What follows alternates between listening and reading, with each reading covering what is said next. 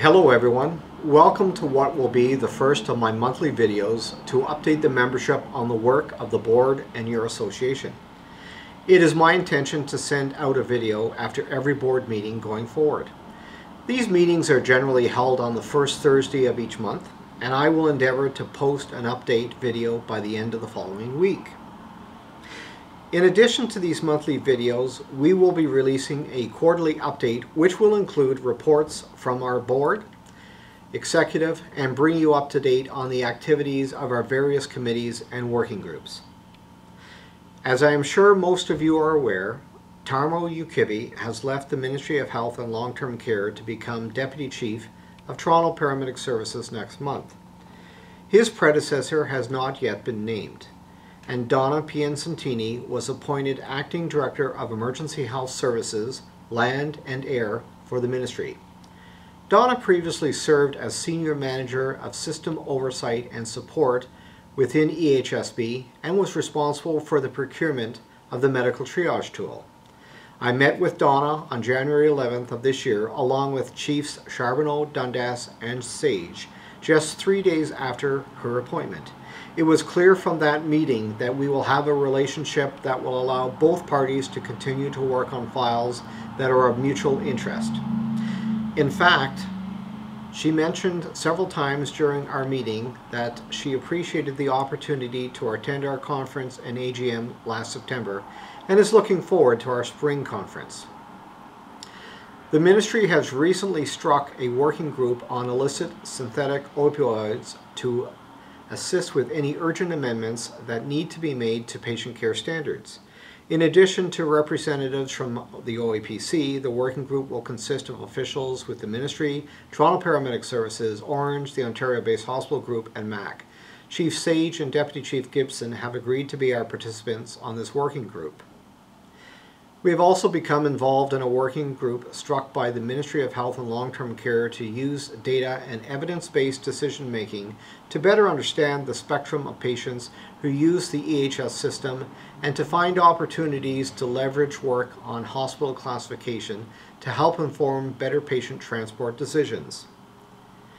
Your association is also participating in a review of emergency management in Ontario being conducted on behalf of the Ministry of Community Safety and Correctional Services.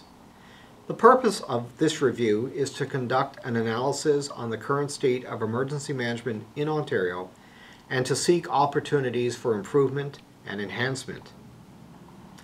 The OAPC board is in the process of simplifying a new committee structure for the association. We are undertaking this process to make it easier for our members to become more active in the work that we do. Once the new structure is in place, we will be reaching out to the membership to ask for volunteers to sit on these committees.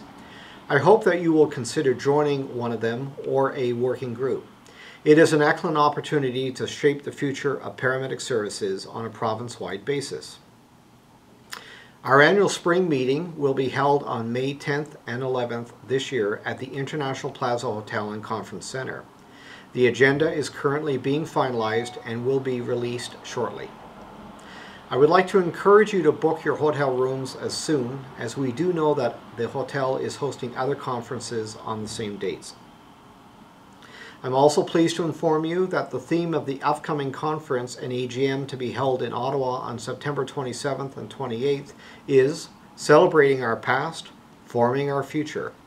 As Canada celebrates its 150th birthday and the OAPC celebrates the 50th anniversary of paramedic services in Ontario, the organizing committee wanted to recognize the advancements that paramedicine and paramedic services have made since their inception. We have a proud history in this province, and we continue to improve the service we provide its citizens each and every day.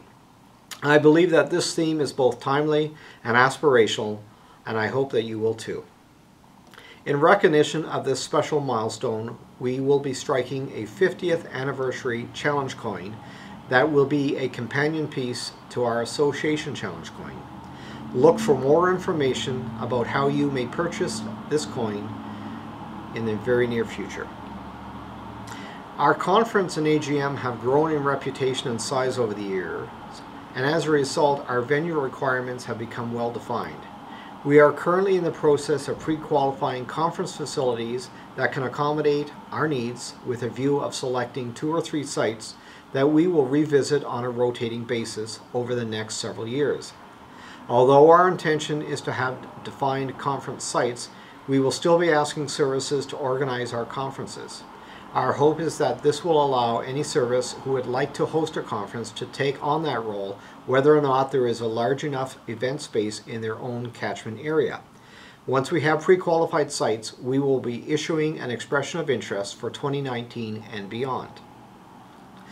Our executive director recently put out a request to the membership to identify a volunteer to act as a vendor liaison and work with our senators to secure the participation of our vendors in our annual conferences. This is a significant role on our organizing committee, which was ably filled by Chief Jeff McWilliam before he assumed his new responsibilities in Muskoka.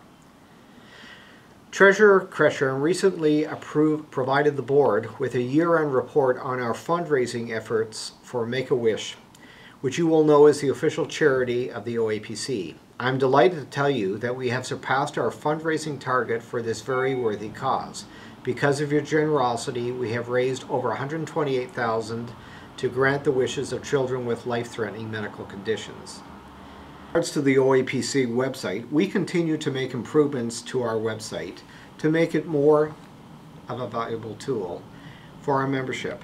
One new feature I think you will find useful is the direct link to the Ministry of Health and Long-Term Care's New Living Standards document webpage. This webpage replaces the ambulance transition website that was decommissioned by the Ministry in December of 2015. I have had a number of people comment to me how much they missed that website, so I'm pleased that the Ministry has brought it back.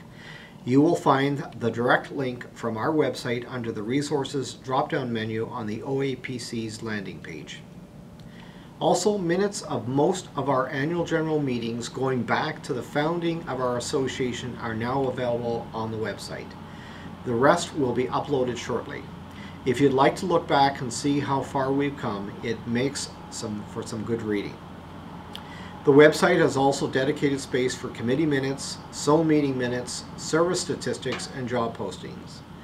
Please remember to upload these if you are the person responsible so that we can keep the website as up-to-date and as informative as possible for our membership. We're currently working with the web designers to create a form template for committee reports and briefing notes. There will also be a dedicated page for the senators. I would also like to remind you, if you have not done so already, to update your address book with the new emails for the OAPC representatives. We are no longer hosting email addressing using the @EMSOntario domain name. We have completely rebranded at this time. I hope that you will find these monthly updates informative and useful. If you have any questions after watching this video or at any other time during the month, please do not hesitate to reach out to me or to our Executive Director, Michelle McKenzie. Thank you, and I look forward to providing you with further updates next month.